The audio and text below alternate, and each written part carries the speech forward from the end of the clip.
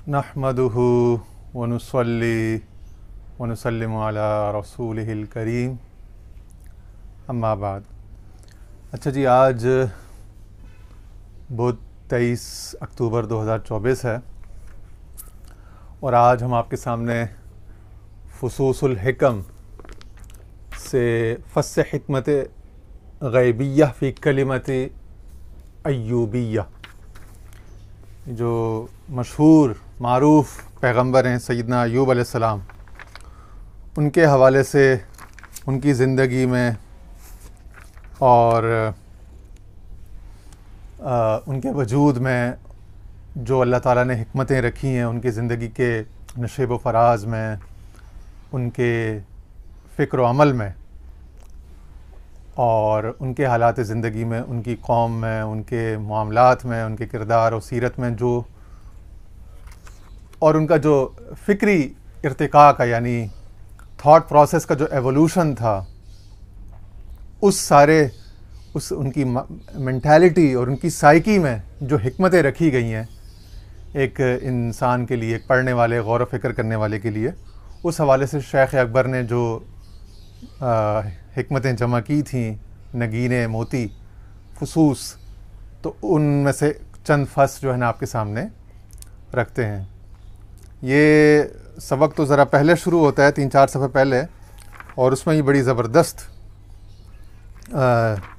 ख़ूबसूरत जुमले और तसव्वुरात, अफ़कार मिलते हैं हमें, लेकिन जो ज़्यादा फ़ोकस्ड और टू द पॉइंट और बहुत ज़्यादा रेलेवेंट हिस्सा है वो सफ़र नंबर 380 और 81 पर है। तो हम यहाँ से आज इसका मुताला आपके सामने पेश करते हैं। फरमाते हैं, वालम अन्नसिरुल्लाहि फ़ी अय्यूबिल्लज़ी जालहु इब्रतन लना व किताबन मस्तूरन हाकियन तक़रअहु हाज़िहिल उम्मतुल मुहम्मदिय्या लितअलम मा फ़ीही फ़तल्हक़ु बिस्वाहिबिही तशरीफ़न लहा फ़अस्नल्लाहु अलैहि आनी अला अय्यूब बिस्सब्रि मअ दुआइही फ़ी रफ़इद्दुर्रि या फ़ी रफ़इद्दररि, दोनों तरह से अनहु।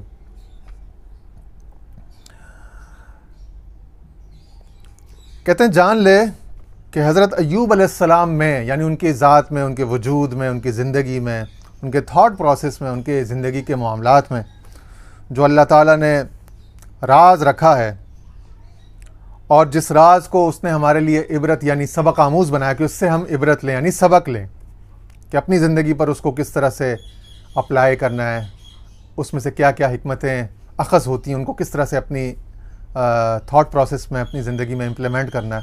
तो उस हवाले से जो अल्लाह ताला ने उनके वजूद को, उनकी ज़िंदगी को जो हमारे लिए एक नमूना अमल बनाया, तो वो उनका वजूद या उनकी ज़ात जो एक ऐसी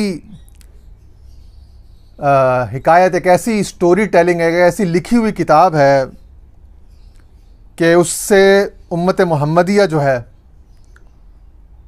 वो बहुत ज़्यादा उसको पढ़ती है, यानी कुरान में, हदीस में और दीगर तरीक़ों से भी, क़ससुल अंबिया के ज़रिए से, सीरत की किताबों के ज़रिए से, जब उनकी ज़िंदगी के सफ़र को देखती है, उनकी लाइफ हिस्ट्री को, तो उम्मत जो है उससे बहुत ज़्यादा सबक सीखती है, इबरत हासिल करती है, सबक सीखती है।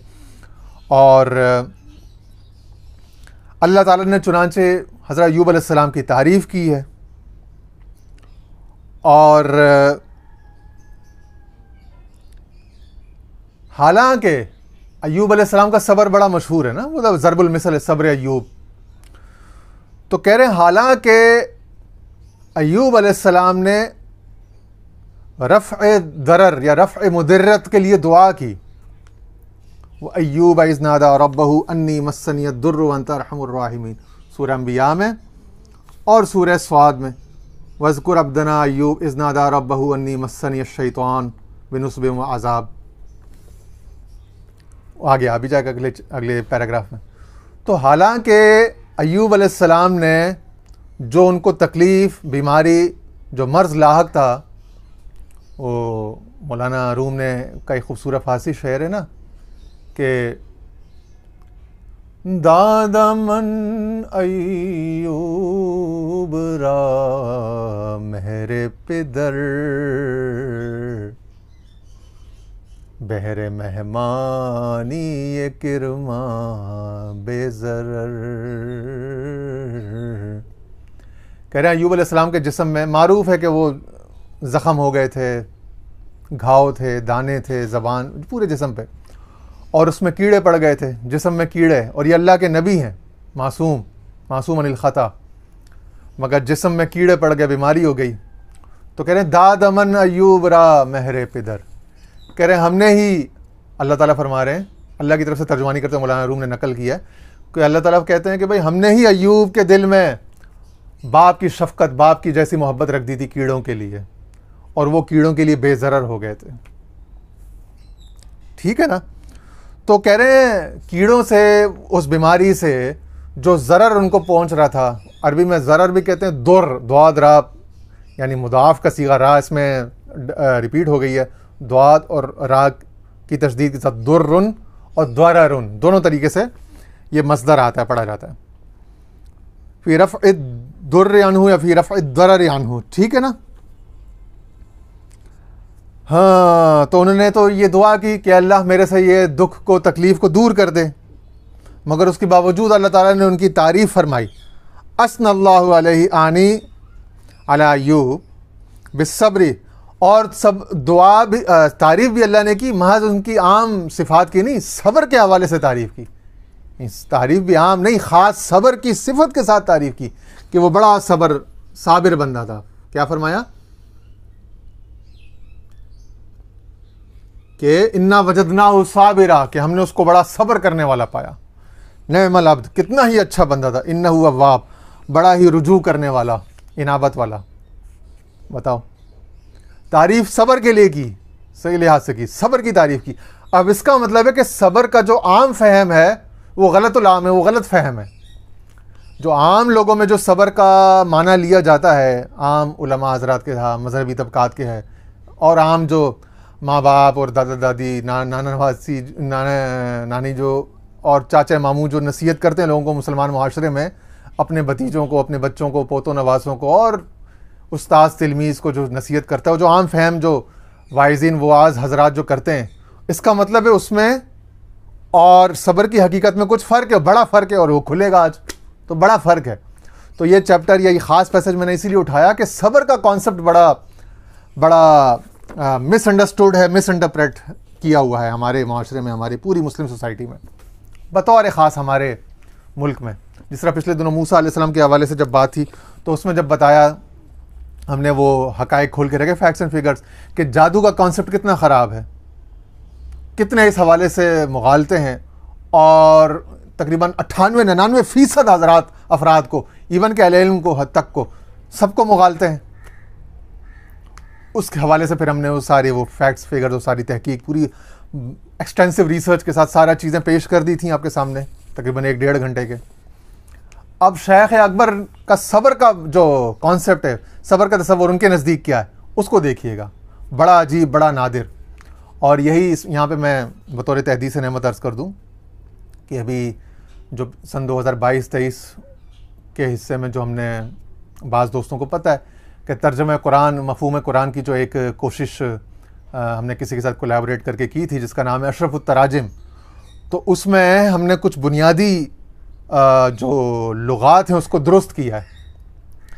कुछ चीज़ें हैं, कुछ तसव्वुरात, कुछ अल्फाज ऐसे हैं, कुछ अल्लाह की सिफ़ात, कुछ अस्मा, कुछ और दीगर मोमिनीन की, इबादुल्लाह की, मुकर्रबीन के जो सिफ़ात हैं, उसको हमने उस कुरान मजीद के दुरुस्त तनाजुर में, कॉन्टेक्स्ट में उसकी दुरुस्त उर्दू तराजिम या मफाहिम पेश करने की कोशिश की है, जो कि बिल्कुल अनप्रेसिडेंटेड, दीगर तमाम जो तफसीरी अदब है, तर्जुमे का अदब है, उसमें उस तरह की मिसाल नहीं मिलती।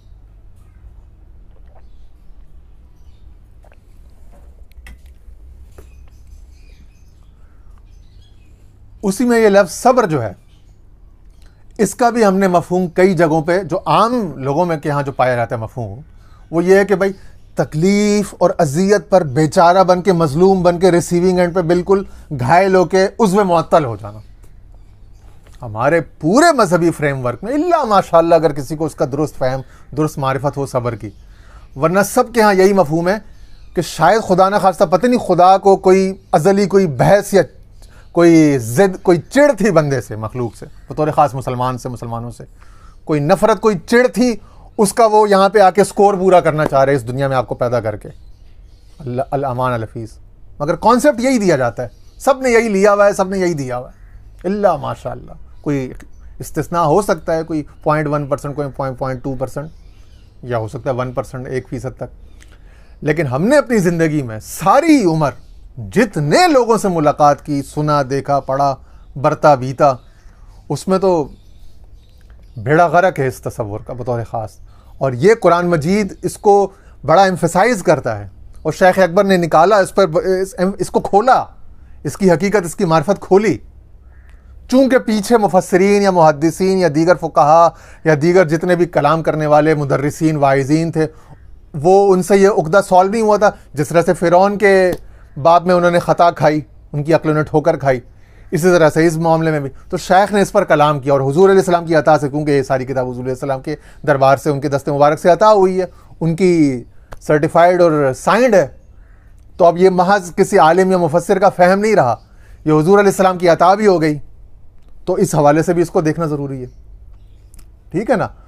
तो सब्र का बड़ा गलत मफहूम है, बड़ा गलत, और जिसकी वजह से नस्लों पर नस्लें मुस्लिम उम्मा की, कौम की ज़ाया होती चली आई हैं।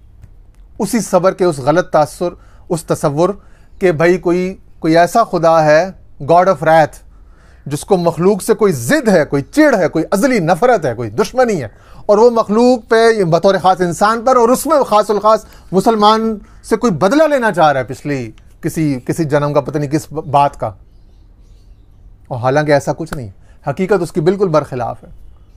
वो बदला लेना चाहता है, हालांकि है उसकी एक सिफत है अल-मुंतकिम, मगर उसके गज़ब पर, उसके इंतकाम पर, उसके जलाल पर उसकी रहमत हावी है, उसका लुत्फ़, उसका इनाम हावी है। और ये जो हज़रत अय्यूब अलैहिस्सलाम का जिक्र आया है, पीछे आप सारी आयतें ले लें, सूरह स्वाद में हो या सूरह अंबिया में, मैंने बतौर ख़ास गौर किया इसके सियाक व सबाक पर, कॉन्टेक्स्ट पर, रेफरेंस टू द कॉन्टेक्स्ट कहते हैं ना, कि इसके पीछे माक़बल क्या है और माबाद क्या है। तो वो दोनों पैसेजेस जो हैं जहाँ पे हज़रत अय्यूब का जिक्र आया है, माक़बल भी और माबाद भी, उससे पहले के तमाम जो आयात और जो मज़ामीन है, वो सारे मकाम मदह, मकाम इनाम है। गालिबन आज तक शायद किसी मुफस्सिर ने यह बात नहीं बयान की होगी, मेरी नज़र से किसी अरबी या उर्दू तफसीर में या अंग्रेज़ी तफसीर में, जितनी भी मुताला किया तर्जुमे, उसमें यह हाशिया, फुटनोट या तफसीरी नुक्ता नहीं गुजरा कि अय्यूब अलैहिस्सलाम के केस में बतौर ख़ास कि इनकी जो आयत आई, इनका जो जिक्र आया, वो बीच में आया है, और इनके आगे और इनके पीछे, चाहे सूरह स्वाद हो, चाहे सूरह अंबिया हो, तमाम जो तज़किरा है, जिक्र है, वो नेमतों का, फजीलतों का, रहमतों, अताओं का है, बलाओं का और खींचने का और सुखाने का जिक्र नहीं है, तराने का, तर कर देने का, अता करके भरपूर कर देने का, बल्कि ओवरवेलमिंग अता का, कि जहाँ पे अता जो है वो लबों से बाहर जा रही हो, छलक रही हो अपनी हुदूद से बाहर, किनारों से, उनका जिक्र है, आगे भी और पीछे भी, और बीच में हज़रत अय्यूब अलैहिस्सलाम का तज़किरा आया और सब्र है। इसका मतलब है कि सब्र कुछ और है। इसका मतलब क्या हुआ, पहले तो नज़्म कुरान से आपने सियाक व सबाक से ये डिटर्मिन कर लिया, शेख के कलाम पर तो हम आएंगे, उनकी हिकमतों पर, उनके मारिफ पर, उनके निकात पर, लेकिन पहले तो आप नज़्म कुरान को ही देख लें कि सियाक के कलाम में कहीं तकलीफ़, परेशानी, खींचने तानी का और दबाने का और कहर का जिक्र है ही नहीं। जलाल, मकाम जलाल पर खुदा कलाम ही नहीं कर रहा, न सूरह स्वाद में, न सूरह अंबिया, और तमाम आयतें। अब मैं क्या रब्बिग़फ़िरली वहबली मुल्कन ला यंबग़ी, हज़रत सुलेमान अलैहिस्सलाम की, दाऊद अलैहिस्सलाम की उनकी दुआएं आ रही हैं। हमने उसके लिए वो मांग रहे कि कोई ऐसा इक़्तिदार, हुकूमत दे जो मेरे बाद कभी किसी को नसीब ही ना हो, और वो कह रहे हैं हमने उसके लिए हवाओं को मुसख्खर कर दिया और जन्नात को वो कर दिया कि उसके लिए बिल्डिंगें बनाते थे और उसके कारकुन बन गए थे। ये तो हमारी अताएँ हैं, बस तू भी अता कर, आगो लोगों पर एहसान कर या रोक दे, तेरी मर्जी। यानी मर्जी भी दी जा रही है, अता करने की ताकत भी दी जा रही है, एहसान करने की, ये सब। फिर अय्यूब का जिक्र आ रहा है, फिर ववहबना लहू असलहू, फिर हमने अय्यूब को अता कर दिया वो जो कुछ पहले था और उसके मिसल और बहुत ज़्यादा अपनी रहमत से, और ये अकल वालों के लिए नसीहत है। फिर इब्राहीम और इसहाक का और याकूब का जिक्र है, उनको हमने ख़ास कर दिया और ख़ासुल ख़ास मुंतखब बरगज़ीदा कर दिया। फिर इस्माइल और अलियसा और ज़ुल्किफ़ल का जिक्र है, उनके लिए जन्नात का, बागों का जिक्र है, फलों का जिक्र है। इस तरह सूरह अंबिया पे आ जाएं। वअदखलनाहु फ़ी रहमतिना, लूत, उसको हमने इक़्तिदार अता किया, हिकमत ने दी, इल्म दिया,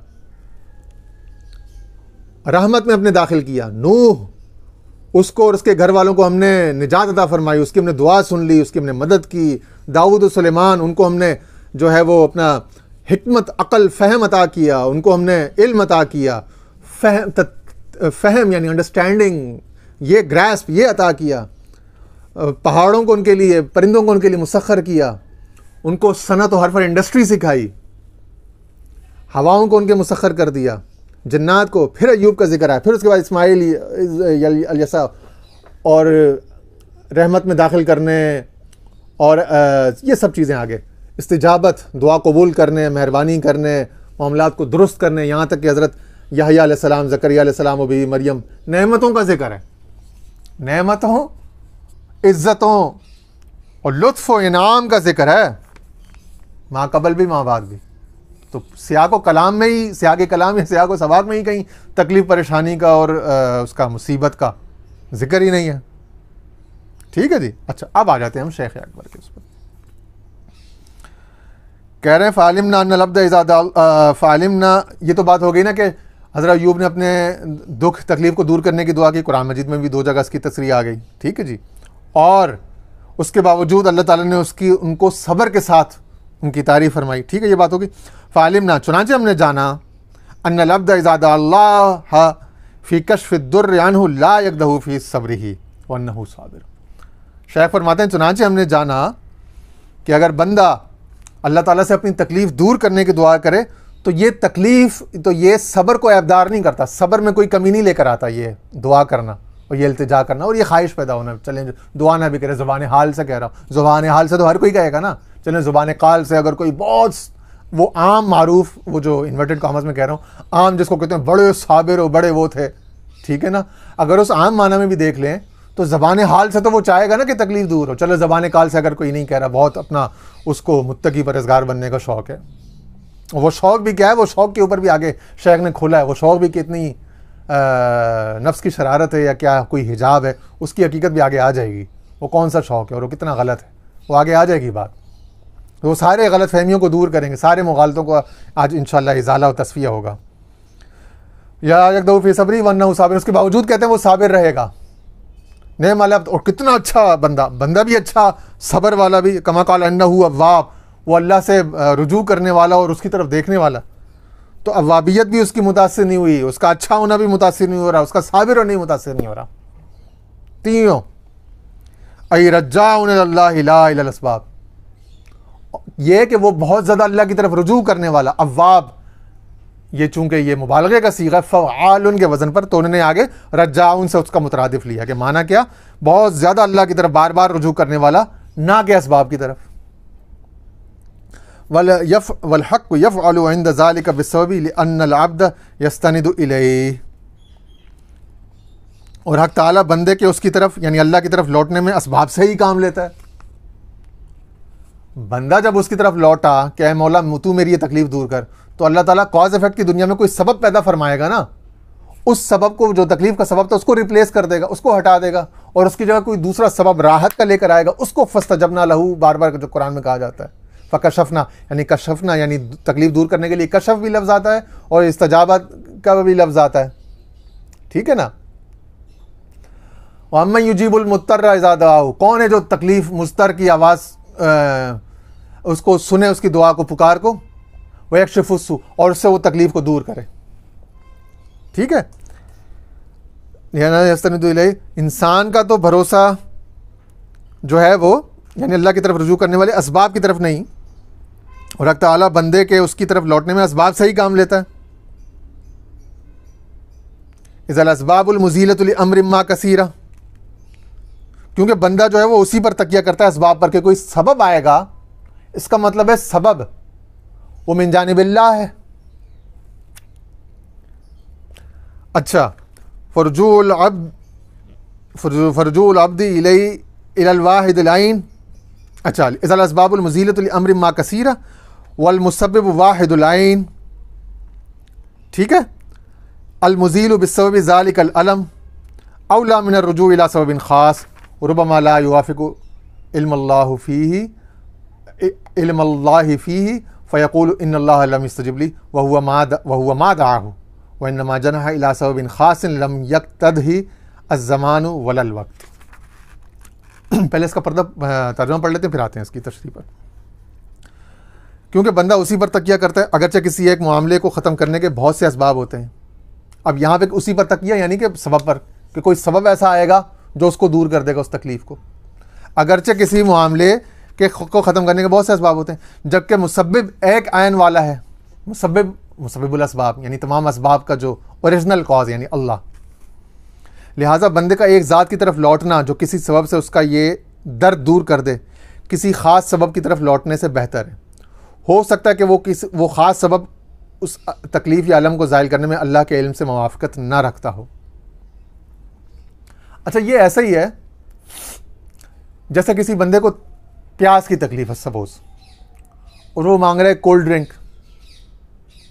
ठीक है ना, कोई सॉफ्ट ड्रिंक मांग रहा है, और सॉफ्ट ड्रिंक जो है वो कार्बोनेटेड होती है, हाई शुगर कंटेंट होता है, जबकि तकलीफ़ उसकी दूर होगी पानी से। असल तकलीफ़ को दूर करने वाला तो पानी है। तो अगर वो उस मौके पर दूध मांग ले, ठंडा दूध या अपना कोई कोल्ड ड्रिंक या सॉफ्ट ड्रिंक या कोई एनर्जी ड्रिंक, तो उससे उसको मज़ा तो ज़्यादा मिल जाएगा, लेकिन उसकी एक तो जो प्यास है, प्यास तो चूँकि पानी ही से बुझती है, तो वो एक तो वो नहीं बुझेगी, ठंड मिल जाएगी उसको, प्यास नहीं बुझेगी। और दूसरा जो तवानाई और जो न्यूट्रिएंट्स जो उसको पानी से मिलने हैं, जो ग़िज़ाइयत मिलनी है, वो भी उसको पानी ही से मिलेगी। अब बंदे को तो नहीं मालूम, बंदा सतही सोच रखता है। बंदे ने एक सबब मुतय्यन कर लिया कि इस मौके पे यार काश कोई कोल्ड ड्रिंक ले आए, कोई दूध ले आए, लेकिन उसकी खैर, उसकी भलाई या ज़्यादा भलाई या पायदार भलाई वो तो पानी में थी, तो बंदे को नहीं मालूम। बंदे ने भी एक सबब मुतय्यन कर लिया अपने जहन में, लेकिन वो जो एक अलीम बिज़ात सुदूर ज़ात है, वो ज़्यादा बेहतर जानता है कि इस वक्त बंदे का भला किस में है। यहाँ ये बात ये समझाना चाह रहे हैं, मैंने उसकी एक हिस्सी मिसाल आपके सामने रख दी। ठीक है, तो वो बंदे के जहन में जो सबब है अल्लाह के इल्म से मुवाफ़क़त ना रखता हूँ, यानी अल्लाह ताला का इल्म तो वसी और काफ़ी और हावी है ना, सबको शामिल है, मुहीत है। तो अल्लाह का इल्म तो कुछ और है, उसको मालूम है कि इसकी प्यास देर पा बुझने में या उसको ग़िज़ाइयत मिलने के लिए कौन सा सबब ज़्यादा कारआमद है, कौन सा सबब ज़्यादा नफ़ा बख्श है, और इसकी मनफियत जो है वो तो पानी में है। तो अब बंदे की तरजीह अगर उस पर कोल्ड ड्रिंक, सॉफ्ट ड्रिंक या दूध या कोई सोडा है, तो बंदा गलती खा रहा है।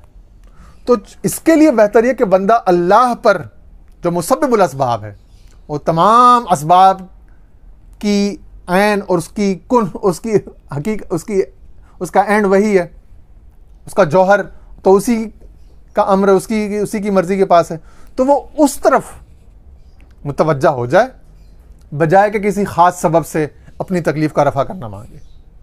ठीक है, अब ये ऐसा ही है जैसे हज़रत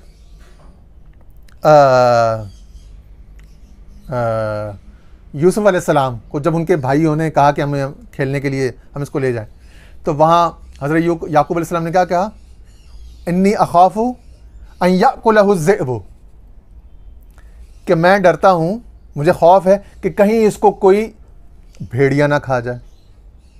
यानी भेड़िए की जिन्स में से एक भेड़िया उन्होंने मुअय्यन करके कहा कि कोई एक भेड़िया ना खा जाए।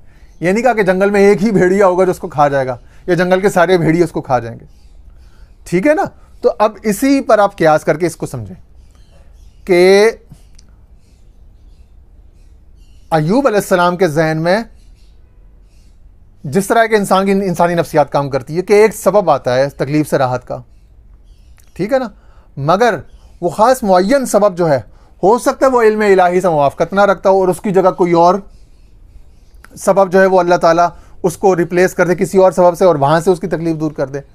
तो ये सबब यानी कि सबब क्या बनेगा, ये बहस जो है ना, या ये जहन में जो उलझन है, ये मखमसा, ये बंदे ने नहीं तय करना, ये बंदे ने अल्लाह पर छोड़ देना है।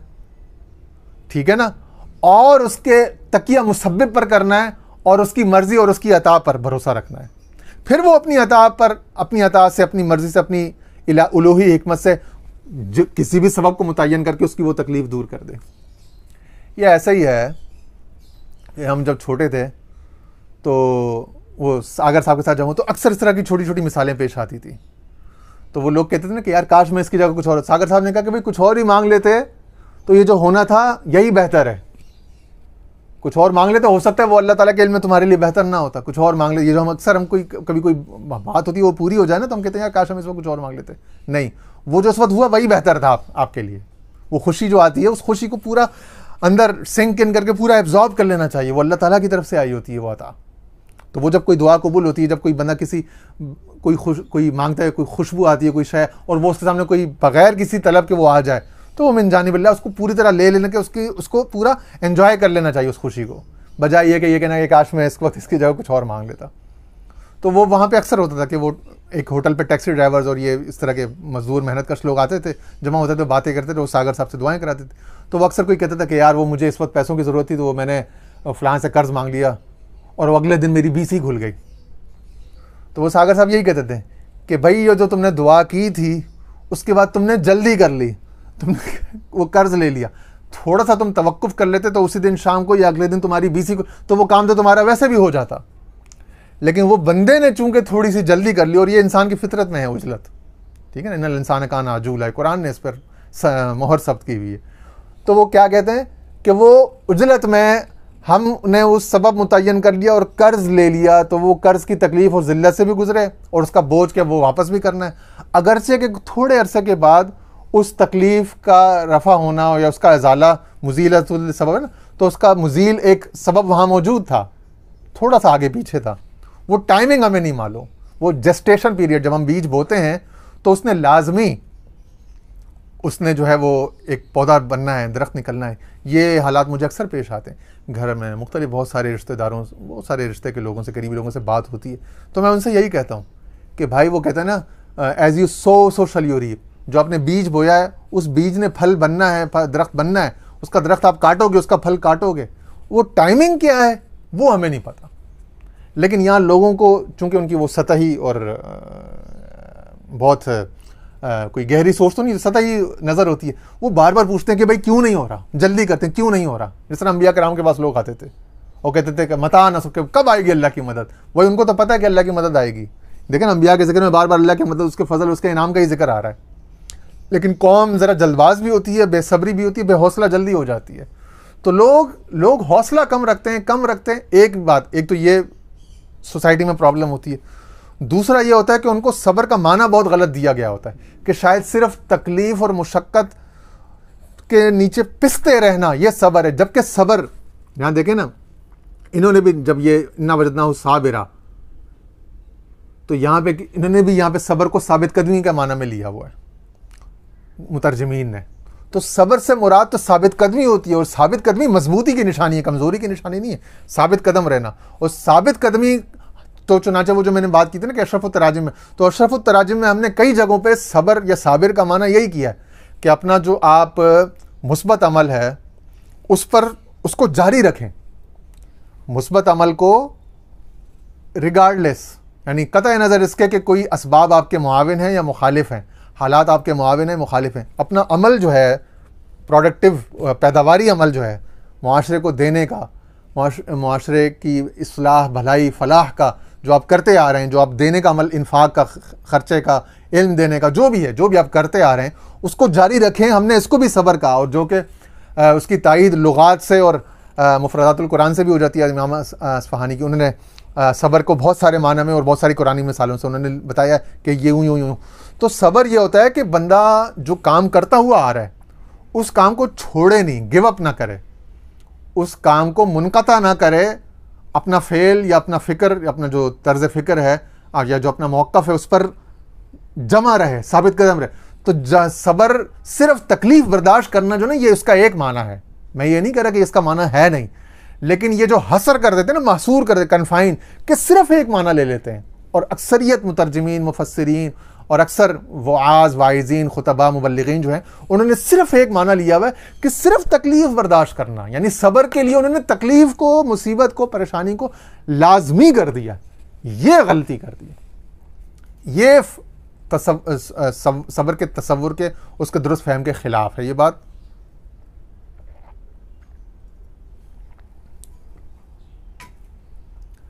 मगर सब्र के वसी तर मानी में से एक माना ज़रूर है तकलीफ़ बर्दाश्त करना। इनकार नहीं किया मैंने उसका। तकलीफ़ बर्दाश्त करना उसका एक रुख है, एक जहत है। सब्र के एक ब्रॉड स्पेक्ट्रम, एक बड़े पैराडाइम की, एक बड़े होल सेट, एक सुपर सेट की, उसमें छोटे छोटे अज्जा हैं उस मानी के। उस दरख्त की शाखों में से एक शाख है तकलीफ़ बर्दाश्त करना। मगर देते रहना, अमल को मुस्तकिल जारी रखना, हौसला अफजाई हो या ना हो, अपना काम करते रहना, अजर, सवाब, इज्जत, रिकॉग्निशन, एक्नॉलेजमेंट मिले या ना मिले, अब इसमें तकलीफ नहीं आ रही कोई भी, तो कोई तकलीफ परेशानी, मैंने कहा ये जितने असबाब मैं अब गिनवा रहा हूं, इन तमाम के बावजूद अपना काम जारी रखना, अपने मौक़िफ़ पे, अपने उसूली मौक़िफ़ पे, अपनी जो समझ है, फ़हम है, अगर वो दुरुस्त है, दुरुस्त नीयत है आपकी, तो उस अमल पर, उस इरादे पर डटे रहना, साबित कदमी, उलुल अज़्मी, इस्तिक़ामत, ये भी सब्र के मानी में से है जो कि उमूमन ओवरलुक्ड होता है। उसके लिए लोग साबित कदमी और मुस्तकिल मिजाजी अलग से अल्फाज बताते हैं, अरबी में भी, उर्दू में भी, लेकिन सब्र को इस माना से काट देते हैं और सब्र में सिर्फ तकलीफ बर्दाश्त करने का एक छोटा महदूद माना ले लेते हैं। तो ये महदूदियत और ये हसर जो है, ये सब्र के लफ्ज़ या उसकी वसीत और उसके तसव्वुर के साथ थोड़ी नाइंसाफ़ी हो जाती है, वगरना सब्र के अंदर ये माना लाजमी तौर पर मौजूद है। लेकिन और दीगर मानी भी हैं, तो इस दरख्त की दीगर शाखों को नज़रअंदाज कर दिया जाता है। हमने वो उसको देखा अपने तर्जुमा कुरान में दीगर शाखों वाले, और शेख अकबर ने भी यही काम किया हुआ है। ठीक है जी। तो शेख फरमाते हैं आगे कि बजाय ये कि चूंकि आपको अपना इतना भला नहीं मालूम जितना आपके रब को मालूम है, जब आपने उस मुसब्बिब की तरफ देखा, उसके पास दुआ भेज दी, तो अब वो जिस तरह से बेहतर चाहेगा वो उस तरह से करेगा। अब ये जिद करना कि मैंने सैमसंग S23 अल्ट्रा ही के ज़रिए वीडियो बनानी है या iPhone 14 Pro Max के ज़रिए से, आज की अगर मैं मिसालें दूँ, ये ज़्यादती होगी। हाँ, मुझे वीडियो बनाने के लिए कोई अपनी बात के इब्लाग, अपना एक जो पॉइंट ऑफ व्यू है, अपना ओपिनियन है, उसको एक्सप्रेस करने के लिए, अपनी अंडरस्टैंडिंग को अपने बाज़ दोस्तों तक पहुंचाने के लिए एक फ़ोन चाहिए जो एक वीडियो और ऑडियो की रिकॉर्डिंग कैपेबिलिटी रखता हो। तो ये यहाँ पे जब मैंने अल्लाह से मांग ली और उसने मेरी दुआ पूरी कर ली, उसने मेरी ज़रूरत पूरी कर दी, तो काम हो गया। ठीक है जी, यानी ये बंदे के मुताबिक। तो कोई भी इंसान इसको अपने ऊपर कियास कर सकता है।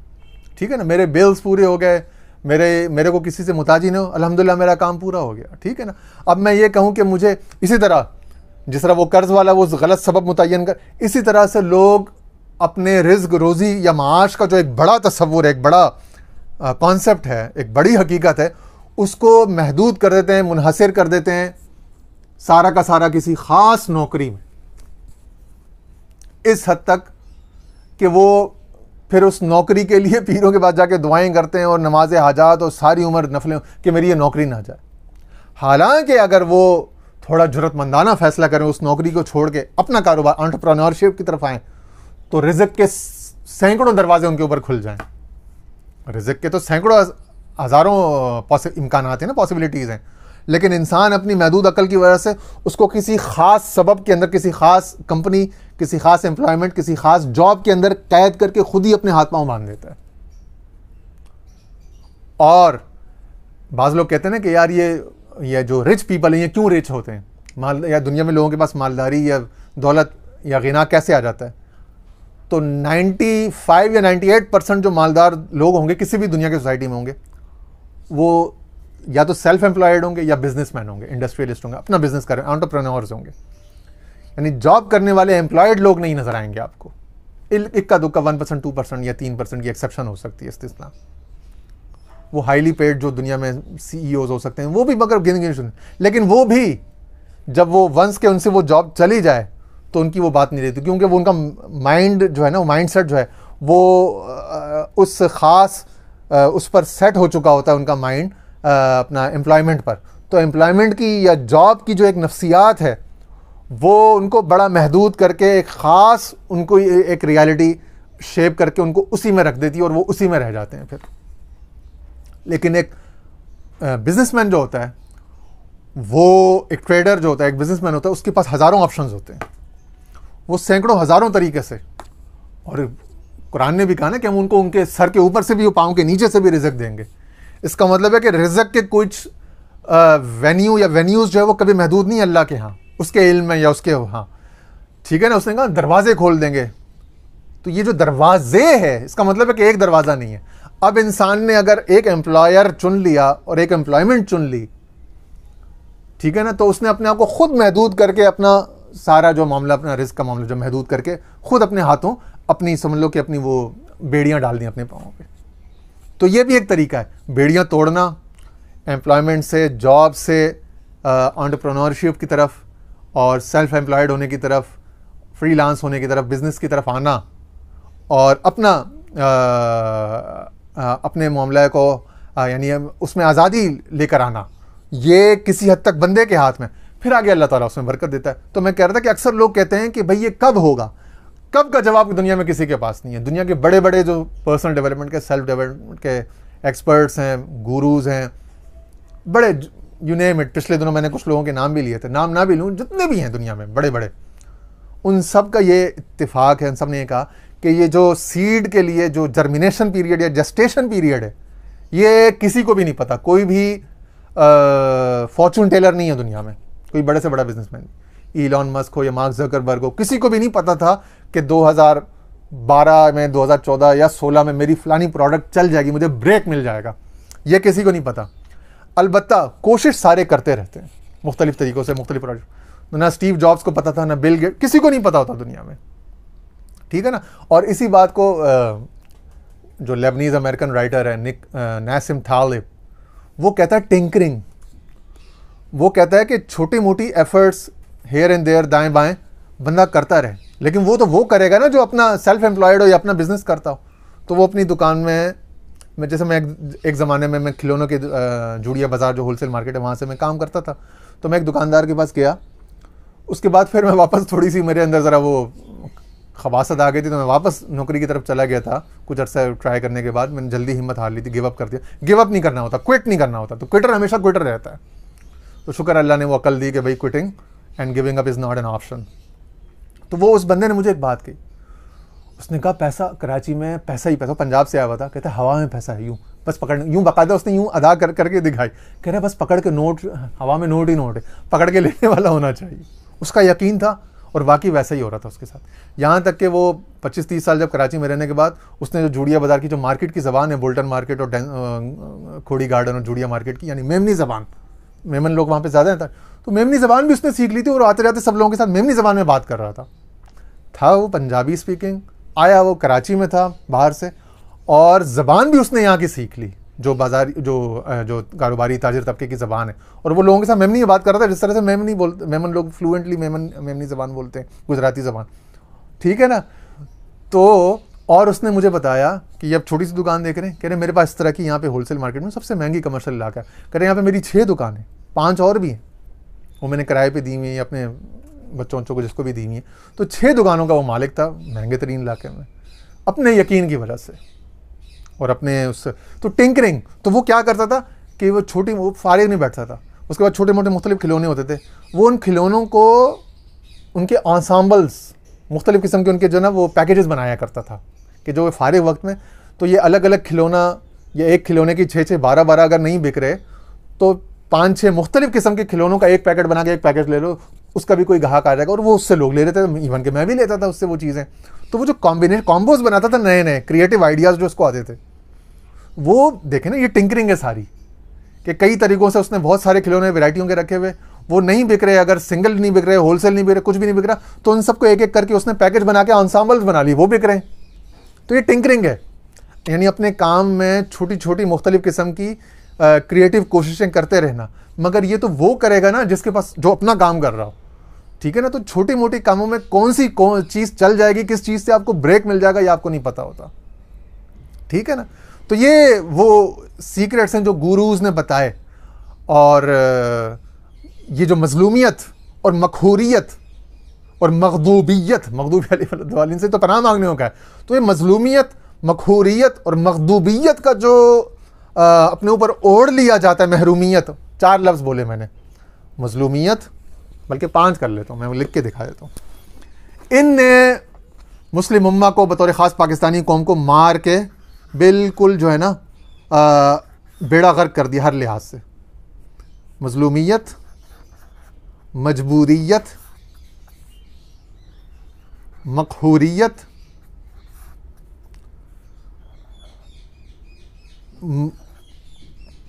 और ये अपना मगलूबियत, इन्हीं से फिर मगलूबियत भी जन्म लेती है। ठीक है जी,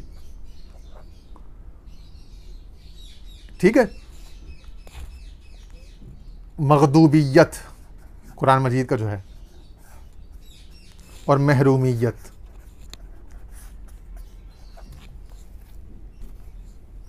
ये चंद ऐसी सिफात हैं, कुछ ऐसी नेगेटिव ट्रेड्स या क्वालिटीज़ हैं जो हमारे पाकिस्तानी कौम में और मुसलमान कौम में बतौर ख़ास आपको मिलेंगी। और ये उसी, इसके आप रूट कॉज पे जाएं, इसकी जड़ पे जाएं, असल क्या है?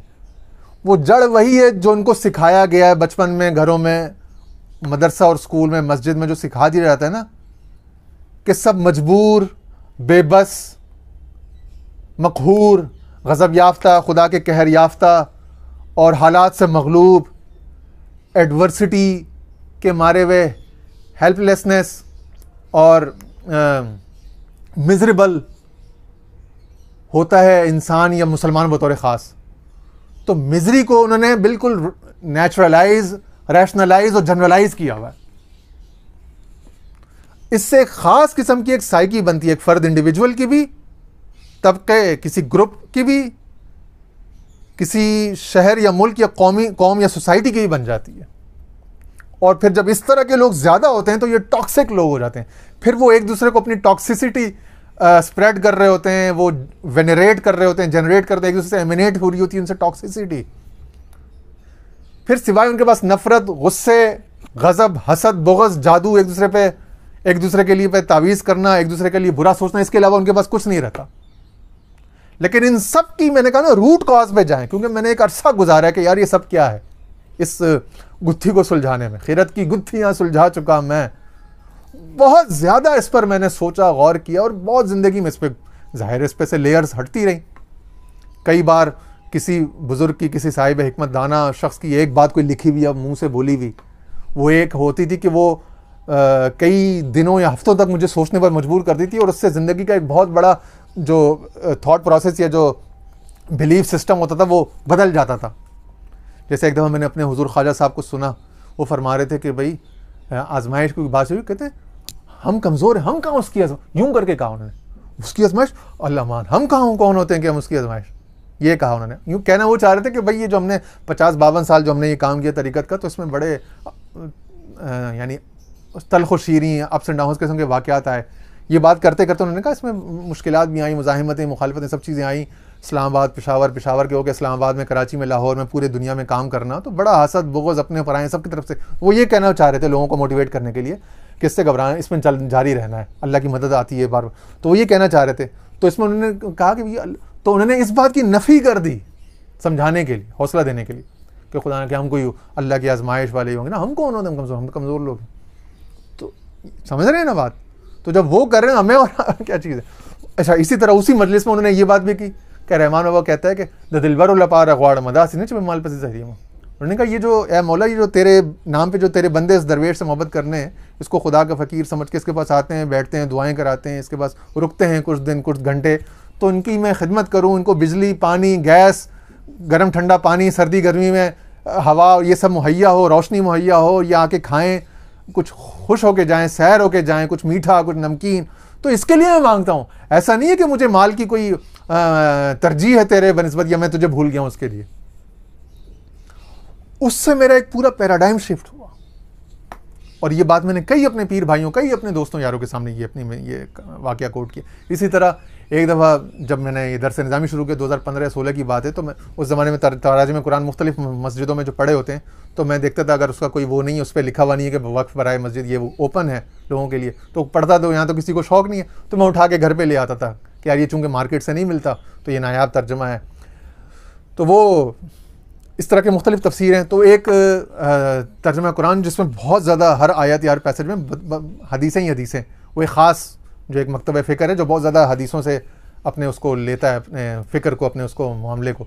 तो उन्होंने हर आयत, तो एक आयत के उसमें गालिबन सब्र का ही मजमून चल रहा था, तो उसमें उन्होंने वो हदीस लेकर आए, गालिबन बुखारी शरीफ की हदीस कि हुज़ूर इस्लाम एक नमाज के बाद गुजरे, एक शख्स या अल्लाह मुझे सब्र दे दे, तो हुज़ूर ने उसको मना फरमाया, खबरदार क्या बात कर रहा है, तुझे पता है तू क्या मांग रहा है अल्लाह से। और भाई सब्र तो किसी तकलीफ यानी उस वक्त समझाने के लिए कि वो तो यानी तू मुशक्क़त मुश्किल मांग रहा है अपने लिए, ताकि मैं उस पर आगे से उसको बर्दाश्त करूँ, सब्र करूँ। और वो बर्दाश्त और सब्र क्या आगे शेख ने अगले पैराग्राफ में खोला है, वो गलत है, वो जज्बा, वो फ़िक्र भी गलत है, वो ख्वाहिश भी गलत है, वो अगर किसी ने किसी को समझाया है तो वो नसीहत और वो दर्स भी गलत है। तो हुज़ूर ने फरमाया आफ़ियत मांगो अल्लाह से, खैर आफ़ियत मांगो। फिर इसी तरह कई जगहों पे एक बंदे ने मस्जिद में दुआ की तो आपने फरमाया, उसने दुआ की अल्लाह मैं तुझसे आफ़ियत का सवाल करता हूँ दुनिया में भी आखिरत। हुज़ूर ने फरमाया इसने सबसे बेहतर शय मांगी है जो दुनिया और आखिरत के हर मामले में हर लिहाज से बेहतर है, आफ़ियत। तो ये जो मज़लूमियत, मक़हूरियत, मजबूरियत, महरूमियत, मग़दूबियत और इससे जन्म लेने वाली मग़लूबियत जो है, ये सब वो चीज़ें हैं जो बड़ी मनफी, बड़ी नेगेटिव, बड़ी काउंटर प्रोडक्टिव है इंसान के अपने वजूद के लिए भी, उसके अपनी फैमिली के लिए भी और तबकों और मुआशरों सोसाइटियों के लिए भी। तो पिछले दिनों मैंने एक पॉडकास्ट सुनी और मैंने अपने वालिदैन के यहाँ बैठा हुआ था, अम्मा अब्बा के यहाँ, तो मैंने उनके सामने शेयर करके वो उनको 1-2 मिनट का वो पीस उनको सुनाया। ये भी शायद 4-5 दिन पहले की बात है। वो नशर भी उसी दिन हुई थी, इत्तेफाक से एक दिन पहले ही वो नशर हुई थी पॉडकास्ट। मैंने सुनी रात को, सुबह अम्मा अब्बा से मुलाकात हुई तो मैंने उन पर किसी मसले बात करते यही बात समझाते हुए मैंने उनके सामने वो बात रख दी। तो वो उसमें पैट्रिक बेट डेविड, जो दुनिया का बड़ा एक मानव बिजनेसमैन, वो बात कर रहा है रॉबर्ट क्यूसाकी के साथ। तो वो बात करते हुए कह रहे हैं, तो वो कहता है पैट्रिक बेट डेविड कि भाई मुझे किसी का फ़ोन आया, उसने कहा कि भाई मेरे एम्प्लॉइज़, मेरे लोग जो है मेरे साथ बात नहीं सुनते मेरी। तो कहता है मैंने उससे कहा why do you sound so helpless. Never never ever try to be, ये कहता है अपने आप को मजलूम और मजबूर, मुसीबत ज़्यादा, मिजरेबल क्यों साबित करने पर तुले रहे वो करते हो। कह रहे इसको निकाल दो, उखाड़ दो अपने नज़र। कह रहे डजंट फील अट्रैक्टिव और अपीलिंग एट ऑल। कह रहे whenever you sound you try to portray yourself helpless. तो फिर उसने एक दुनियावी लिहाज से एक मिसाल दी कि भाई देखो आप दुनिया की 2 ज़बानें जान, अब बेशक वो दूसरे मुल्क से इमिग्रेट करके आया हुआ था ना, तो उसको होगा कि हम यहाँ पे इमिग्रेंट्स हैं। तो उसने कहा भाई तुम यहाँ की ज़बान बोल सकते हो अंग्रेजी। कहते हैं हाँ। तुम मुझे देख सकते हो, बोल सकते हो, इस वक्त तुम्हें पता है मैं पैट्रिक बेट डेविड से मुखातिब हूँ और वो फलाना काम करता है, तुम्हारा जहन भी काम कर रहा है, आंखें भी काम कर रही। तो कह रहे you are far better than a lot of millions of people. तो कह रहे तुम्हें तो खुश होना चाहिए, शुक्र अदा करना चाहिए। और जितना तुम अपने आप को हेल्पलेस और ये बावर कराओगे, गर्दानोगे, उतना ज़्यादा हेल्पलेसनेस में और तुम्हारी डिप्रिवेशन में इजाफा होता चला जाएगा। तो ये चीज़ है। तो मैंने उनसे भी ये कहा कि भाई जो भी है टाइट हो के रहो, स्पिरिट हाई करके रहो आखिरी दम तक, आखिरी सांस तक। बाकी तकलीफ़ें परेशानियां इंसान है, खुदा तो नहीं, उसके साथ रहेंगी। कभी कभी बंदा डाउन हो जाता है, कभी कभी, ये तो नेचुरल है ना, यानी साइकिल्स हैं, मूड स्विंग्स, ये साइकिल ये इंसान पर आते हैं, कभी कभी आ सकते हैं। लेकिन उसको एक लंबी कैफियत, एक बहुत बड़ा अपनी ज़िंदगी का एक वो नहीं बनाना चाहिए, वरना फिर वो स्ट्रेस, एंजाइटी और उसके बाद फिर डिप्रेशन में फाइनली बंदा फिर एक डिप्रेशन में चला जाता। और डिप्रेस्ड आदमी या एक टॉक्सिक आदमी, वो कभी भी, वो चाहे जितना मर्जी इबादत गुजार हो, वो मैंने देखा है, वो कभी भी लोगों के लिए मुफीद नहीं हो सकता, मुआशरे के लिए, इवन कि अपने लिए भी। वो अपने बच्चों के लिए भी जहर हो जाता है, मुसीबत ज़्यादा हो। तो वो जिन लोगों के यहाँ सब्र का ये तासुर या तसव्वुर है कि सिवाय तकलीफ़ बर्दाश्त करने के सब्र का कोई माना नहीं है, उससे उनकी ख़ास किस्म की एक नफ्सियात, एक साइकी, एक तबीयत तश्कील पाती है, जिसमें से अक्सर उनको, अफराद को, कौमों को, उनके पूरे पूरे घरों को निकलने का फिर कई जनरेशन्स तक मौका नहीं मिलता। यानी ये चीज़ें मैंने देखी हैं कि जनरेशन्स पे, नस्लों तक रहती हैं ये। यानी एक कोई ख़ानदान, कोई ख़ास एक इलाका ऐसा देखेंगे जहाँ 3-3, 4-4 नस्लों में जीन्स में जेनेटिकली ये ट्रैवल करती हुई चीज़ें आ रही होंगी। उनमें से किसी के पास भी अपना घर नहीं होगा, अपनी सवारी नहीं होगी, उनमें से कोई भी बिज़नेस नहीं कर रहा होगा, कोई भी कामयाब नहीं होगा, सब नौकरियां कर रहे होंगे, सबकी नौकरियां आ रही जा रही होंगी, बार बार वो जॉबलेस और बेरोज़गार हो रहे होंगे। कोई भी किसी जगह पे सेटल नहीं हो पा रहा होगा, और उनके पास अब जाके जब बैठेंगे उनसे बात करेंगे तो वो 24 घंटे वो अपना तिलावतें, दुरूद और मंजिल शरीफ पढ़ रहे होंगे, और अपना हज़ारों वजीफ़े और दुआएं, और कई पीरों से उनके बाद तावीज़ लिए होंगे, कई उन्होंने नक्श लगाए होंगे जिस्म के अंदर, छुपाए होंगे जेबों पॉकेटों के अंदर, मगर उनके काम नहीं बन रहे होंगे। वो पूरी पूरी 3-3 4-4 दादा, औलाद, पोते, बहुएं, पूरे पूरे घरों, पूरे पूरे मोहल्लों की ये हालत होगी। फिर उनके यहाँ कोई ना कोई 2-4 बंदे माजूर भी होंगे। हर 6 महीने 2-4 महीने के बाद उनके यहाँ किसी की टांग भी टूट रही होगी, हाथ भी टूट रहे होंगे, पाँव भी टूट रहे होंगे, सर भी फट रहे होंगे, फिर उन पर फड्डे भी हो रहे होंगे, फिर उनको मकान घर से निकाल भी रहा होगा बार बार। यानी मुसलसल बलाओं में, मुश्किलात में, आजमाइशों में, परेशानियों में, मुसीबतों में वो रह रहे होंगे, मगर उससे निकलने का न वो खुद कोई तरीका ढूंढ रहे होंगे, न उनको कोई समझाने वाला गाइड मिल रहा होगा। और बार बार तावीज़, बार बार रूहानी इलाज पे की तरफ वो जा रहे होंगे, उनको खींचा घसीटा जा रहा होगा हर कोई। लेकिन ये इलाज जो है 70, 80, 90 साल का वो बूढ़ा हो गया पोता, और वो कह रहा है कि मैंने आज तक ज़िंदगी में खुशी का एक लम्हा नहीं देखा। ये मैंने सुना है लोगों से। यानी कुछ ऐसी औरतें हैं कि 3 औरतें हैं, वो भाभियाँ और नंदे भावजे आपस में हैं, और वो तीनों अपना मुसीबत, अपने मसाइल बयान करते हुए, चूँकि हमसे वो दीन के हवाले से लोग बाज़ औक़ात बता देते हैं चीज़ें, वो कहते हैं हमने आज तक हमें खुशी रास ही नहीं आई हमने कभी खुशी का दिन देखा ही नहीं है। यानी इस तरह की बातें करते हैं लोग, और वाक़तन उनका चेहरा अगर देखो या उनकी ज़ुबान देखो तो उसमें आपको सिवाय डिप्रेशन, सिवाय मायूसी, कर्ब, नाउमीदी का कुछ नहीं नज़र आ रहा होगा। और वो जितने भी लोगों के पास जा रहे होंगे वो सब उनकी तकलीफ़ों मुसीबतों में मज़ीद उनको आज डरा रहे होंगे, मज़ीद उनके इम्तिहान। अक्सर लोग तो ये कहते हैं कोई गलती हुई है कोई गलती, ओ बंदा, फिर ज़ाहिर है बंदा तो कौन दुनिया का खुशहाल अमीर मालदार आदमी जिससे कोई गलती नहीं हुई, हर किसी के पास है। मैं यूएई में था 2008 में, वो पर्शियन कारपेट्स की एक दुकान थी, उनसे दोस्ती होगी, पीर भाई थे, उनसे बात हो रही, तो मैंने उनसे बात की 2008 से तकरीबन 16 साल पुरानी बात। तो मैंने कहा वो कराची में, पाकिस्तान में इस तरह ये होता है, वो तरह। तो वहाँ हम लोग सिटी सेंटर में बैठे थे। तो सिटी सेंटर में एक पूरा फ्लोर है, अब पता नहीं है कि नहीं है, वो उस फ्लोर पे तकरीबन उस वक्त कोई 1500 से 2000 लोग खाना खा रहे थे। दोपहर का टाइम था, 1-1:30 बजे का टाइम था। तो वो मेरे दोस्त ने, जो लाहौर से दुबई गया हुआ था, उसने मुझे कहा, रे नासिफ भाई, इस पर आप देख रहे हैं यहाँ पे कितने, कोई 2-2,500 लोग होंगे। मैंने कहा हाँ, कम से कम, मैंने कहा 1500 से ऊपर ही होंगे, 2000-2,500 तक। कह रहे कितना बड़ा मॉल, कितना बड़ा फ्लैट। कह रहे हैं आप ये देखें, दुनिया की हर नेशनैलिटी का बंदा है यहाँ पे, किसी एक बंदे का भी चेहरा उतरा हुआ या वो पाकिस्तानी चेहरा जो हम पाकिस्तानी में नज़र आता है, कहते हैं वो है गुजर। मैंने बहुत गौर की, किसी भी मर्द, औरत, जवान या अधेड़ उम्र या बड़ी उम्र, सब लोग चहक रहे थे, चहकते महकते चेहरे थे, खुश और एक्साइटेड था हर आदमी, हर औरत, बच्चा, लड़की, लड़का, कोई एक भी डिप्रेस्ड या वो। तो कहते हैं यार ये है यहाँ पे, ये है। कह रहे लोग हमसे कहते हैं ना वापस जाओ पाकिस्तान। कह रहे हम वहाँ तो सारे मायूस, गालियाँ बदुआएं देने वाले लोग सारे, और हर वक्त हसद बुग़्ज़ और कीना करने वाले। कह रहे हैं यहाँ पे सब लोग अपने काम में खुश हैं, कोई एक आदमी भी आपको रोता हुआ नज़र नहीं आएगा। पूरे मॉल में कहते हैं इस फ्लोर से नीचे भी उतर जाएंगे, एक आदमी भी नज़र नहीं आएगा। और कह रहे हैं पूरे सालों में। मैंने कहा मुझे तकरीबन 2 महीने तो हो गए यहाँ पे। कह रहे 2 महीने नहीं, आप 20 साल भी गुजार लो। तो यहाँ पे जो आया वो यहाँ से, अगर उसकी अकल सलामत है, वापस जाने का कभी इरादा नहीं करेगा। और तो ये है, तो पूरी एक नफ्सियात, पूरी कौम, पूरे मुआशरे, पूरे मुल्क की भी बाज़-औक़ात हो जाती है, क्योंकि ये फ़ेल मुताद्दी है, एक दूसरे से लगता है, कंटेजियस। कहते हैं ना स्माइल इज़ कंटेजियस। एक मुस्कुराने वाला खुश आदमी किसी मजलिस में चला जाए तो देखा नहीं है आपने, कोई जिंदा, कहते हैं फलाना जिंदा दिल आदमी है, वो यारों का यार है, वो रौनक महफिल है, रौनक मजलिस है। वो जब कहीं चला जाता है तो लोगों को खुशी, क्या कहते हैं, एक एनर्जी, एक high vibe energy, high energy की वाइब जो ना सबको देता चला जाता है।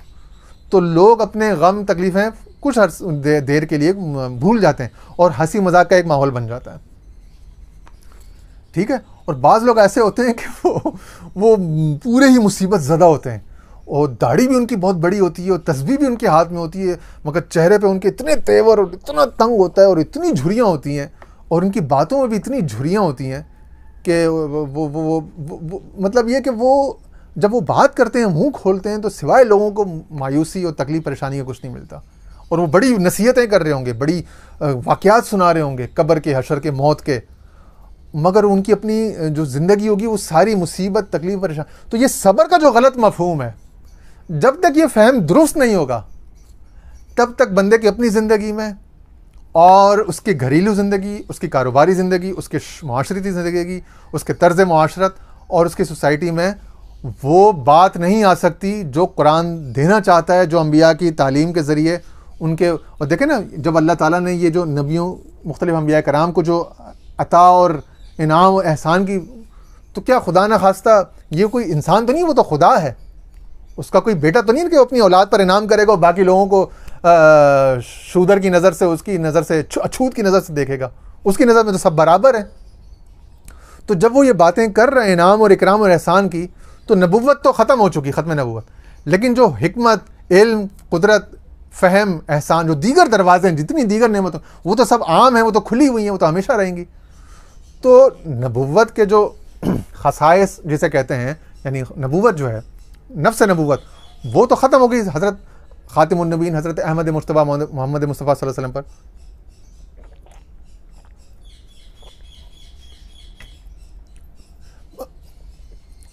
मगर जो बरक़ात नबुव्वत हैं, जो असरात नबुव्वत हैं, जो तालीमात नबुव्वत हैं, जो फ़ुयूज़ात नबुव्वत हैं, वो तो कभी नहीं ख़त्म होंगे। वो तो आखिरी जो बंदा आएगा रूए ज़मीन पर उस तक जारी रहेंगे।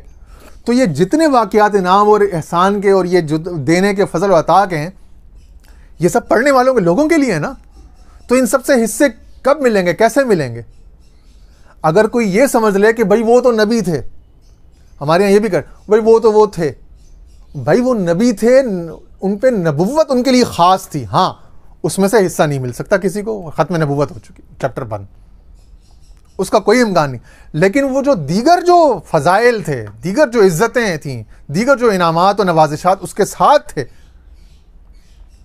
वो तो पूरी रहती दुनिया के हर इंसान, हर कलमागो के लिए, हर ईमान वाले के लिए खुले हैं वो सारे फ़यूज़ात। तो वो तो लेने हैं, वो तो हासिल करने हैं, उनकी तो बात करनी है। तो वो कैसे हासिल होंगे? अगर बंदे ने बाज़ मखसूस अफराद को, वो 1 लाख हो या 1.25 लाख हो, उनको ख़ास करके खुदा का लाडला बना के ख़ुद को खुदा के दुश्मनों और अपना मग़ज़ूबों में, कि उस पर गज़ब याफ्ता उस तबके में शामिल कर दिया है बंदे ने, या बाज़ मजहबी तबक़ात ने, अफराद ने, कि बस हम तो ऐसे हो गए, हम तो ऐसे ही रहेंगे, हमें तो सिर्फ उसने आजमाइश के लिए पैदा किया, सिर्फ तकलीफ़ें परेशानियां बर्दाश्त करने के लिए, सिर्फ मुसीबत के लिए पैदा किया। तो भाई तुम काम क्या करोगे फिर ज़िंदगी में? दुनिया को दे के क्या जाओगे? वो आदमी जो सिर्फ तकलीफ सहने के लिए पैदा हुआ है, वो तो खुदा पर इल्ज़ाम लगा रहा है कि उसने मुझे एम ही पैदा किया। वो तो खुदा को अपना दुश्मन इनडायरेक्टली डिक्लेयर कर रहा है कि उसको मुझसे जेलसी, कोई बुग़्ज़ है, कोई पुरानी दुश्मनी वो निकालना चाह रहा है। वो तो खुदा को बंदे के मकाम पे, जैसे बंदे को अपने कज़न को, अपने बिजनेस पार्टनर को, कि अपने किसी पड़ोसी मोहल्लेदार को, रिश्तेदार को, एक किसी से होता है शरीका, होता है पंजाबी में कहते हैं शरीका, पश्तो में कहते हैं तरबूर। तो वो तरबूर या ख़ानदानी दुश्मनी है, वो तो मुखासमत वो जो होती है खून की, या वो जो दुनियावी जो एक कॉम्पिटिशन, या वो जो होती खींचतानी, वो तो उस कैटेगरी में खुदा को डाल रहा है। उसका तसव्वुर तौहीद, तसव्वुर उलूहियत कितना ख़राब है। और वो एक बंदा नहीं, करोड़ों की तादाद में यहाँ, क्योंकि आप जिससे ही बात करो वो तकरीबन यही पैगाम या यही तालीम, यही बात करता हुआ मिलता है। तो इसीलिए इन्हीं ये जो ज़िंदगी भर का जो दर्द दिल था, जो एक तशवीश थी, उसी के अजाले, उसी को रफ़ा करने के लिए शेख अकबर के तालीमात से हमने ये पैसेज को उठाया था। उसमें से एक हिस्सा, एक पैराग्राफ रह गया है, उसको इंशाल्लाह फिर अगली नशिस्त में मुकम्मल कर लेंगे। तो इस सब्र का जो था, थोड़ा सा हमने आज इसके तसव्वुर को थोड़ा सा खोलने, इसका दुरुस्त फ़हम हासिल करने की कोशिश की है।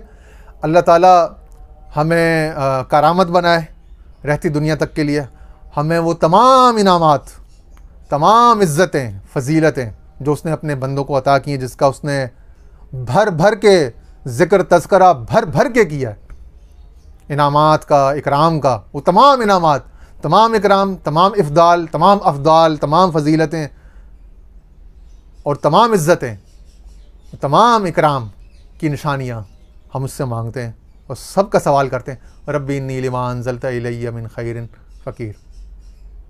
यहाँ पे माँ कलमा आम आया। तो जितनी नेमतें उसने हमारे लिए रखी हुई हैं या मुकर्रर कर रखी हैं, वो देना या उतारना चाहता है हमारे लिए, हम उन सब का उससे सवाल करते हैं, उसे एक से। और अल्लाह ताला हमें शुक्रगुजार बंदों में से बनाए, प्रोडक्टिव और कारआमद, कारगर, नफ़ा बख्श अपने लिए, घर वालों के लिए, कौम के लिए, और दुरुस्त फ़हम रखने वाला बनाए, और दुरुस्त ताबीर और दुरुस्त हिकमतें समझने की और उनको प्रोपेगेट करने की आगे भी तौफ़ीक़ अता फ़रमाए। अल्लाह ताला हम सब का हामी नासिर। आखिर दावाना अनिल हम्दुलिल्लाहि रब्बिल आलमीन।